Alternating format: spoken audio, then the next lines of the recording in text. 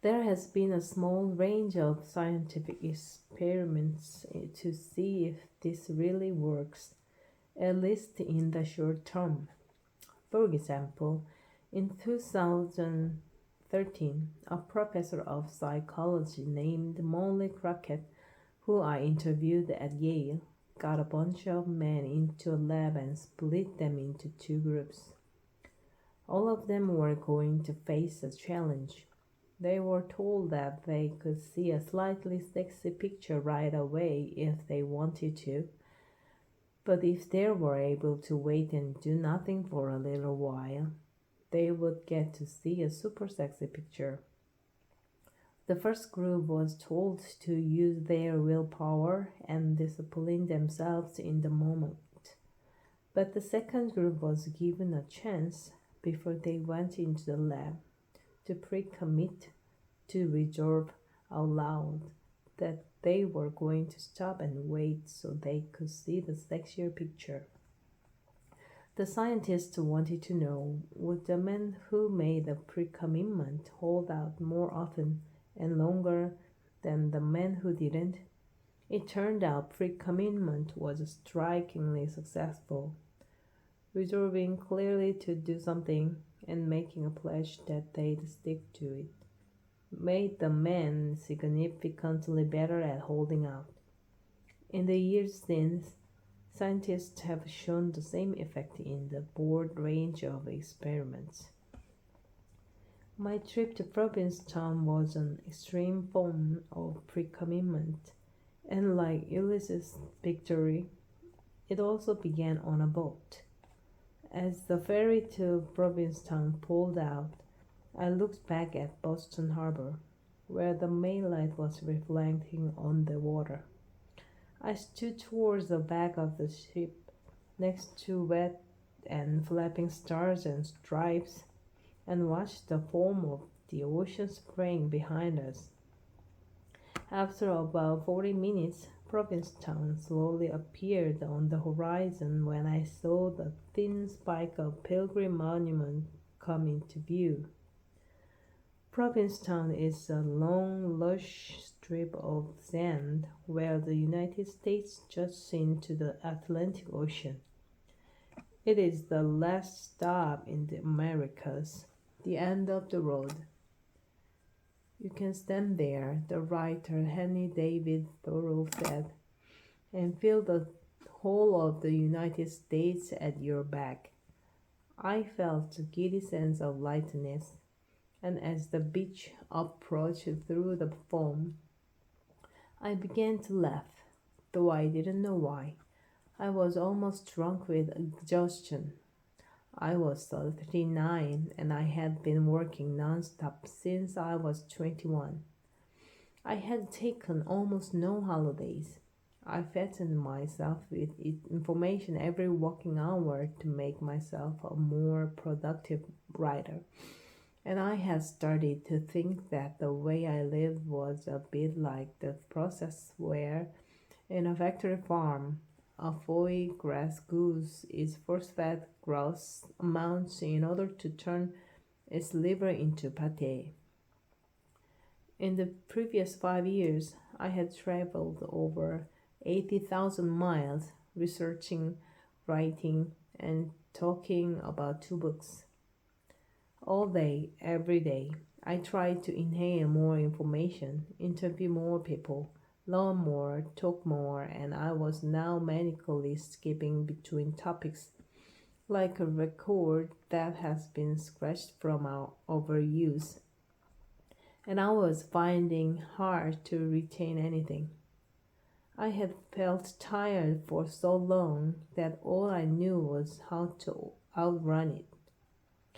As people began to disembark, I heard the ping of an incoming text message somewhere in the ferry and reached instinctively for my pocket. I felt a panic. Where's my phone? And then remembered and laughed even more. I found myself thinking at that moment about the first time I had ever seen a cell phone.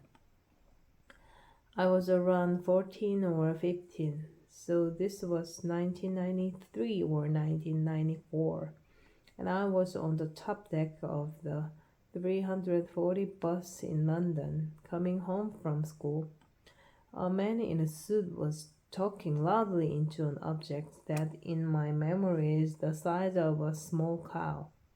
All of us on that top deck turned and looked at him. He seemed to be enjoying us looking, and he talked louder. This continued for some time until another passenger said to him, "Mate, yes, you're a wanga." And the people on the bus broke the first rule of public transport in London.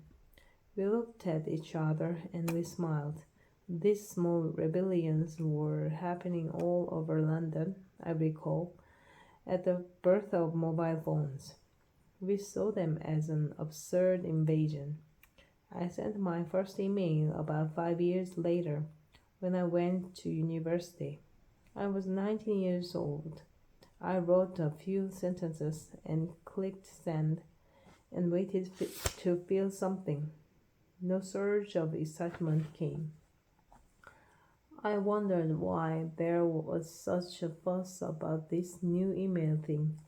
If you had told me then that within 20 years a combination of these two technologies that seemed initially either repellent or youngsome would come to dominate my life to the point where I would have to get on a boat and flee, I would have thought you had lost your mind. I took my bag off the boat and pulled out the map I had printed from the internet. I hadn't navigated anywhere without Google Maps in years, but fortunately, Provincetown consists of one long street, so there are literally only two directions you can give: go left or go right. I had to go right. To the offices of the estate agent I had rented my silver of beach house from. Commercial Street runs through the middle of Provincetown, and I walked past the neat New England stores selling lobsters and sex toys. These are not the same shops, obviously. That's a niche even Provincetown should shun. I remember that I chose this place for a few reasons. A year before, I had come over for a day from Boston to visit my friend Andrew, who lives there every summer. Provincetown is like a cross between a quaint Cape Cod village in the old New England style and a sex dungeon. For a long time, it was a work class fishing town populated by Portuguese immigrants and their kids. Then artists started to move in, and it became a bohemian enclave.